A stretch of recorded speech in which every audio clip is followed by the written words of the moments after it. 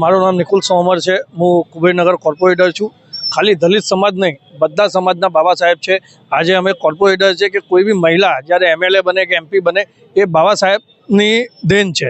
એટલે બાબા સાહેબ માટે કોઈ બી સમાજને એવું ના હોય કે સમાજ આજે અમે ત્રણો કોર્પોરેટરે જેઠાભાઈ હોય, નિકુલસિંહ તોમર હોય કે કામનીબેન, અમે ત્રણો કોર્પોરેટરના 5-5 લાખના બજેટ અમે આપ્યા। 1.5 વર્ષથી અમે મહેનત કરતા હતા, જેઠા કાકા મહેનત કરતા હતા, બધી પરમિશનો આવી, બધું થઈ ગયા।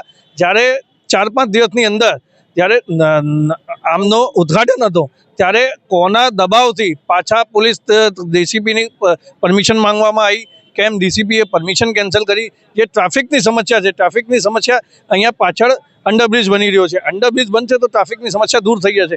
અહીંયા બીજો બી કારણ છે, લક્ઝરીઓ હોય કે ગાડીઓ હોય એના કારણ બી ટ્રાફિક છે। બાબા સાહેબનો સ્ટેચ્યુ અમે 14 તારીખે અહીંયા ઉદ્ઘાટન કરીશું, એટલે કરીશું કોર્પોરેશનની મંજૂરીથી થાય કે અમારા બધાની આગેવાનોની મંજૂરીથી થાય, પણ અહીંયા 14 તારીખથી બાબા સાહેબ આંબેડકરનો સ્ટેચ્યુ લાગશે એટલે લાગશે।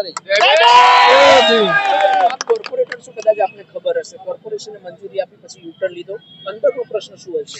આ એક પોલિટિકલી ઇસ્યુ છે। અમે ત્રણો કોર્પોરેટર વિપક્ષના છે, અમારી બદનામી કરવા માટે। આ અમારી બદનામીનો સવાલ નથી, આ બાબા સાહેબની બદનામીનો સવાલ છે।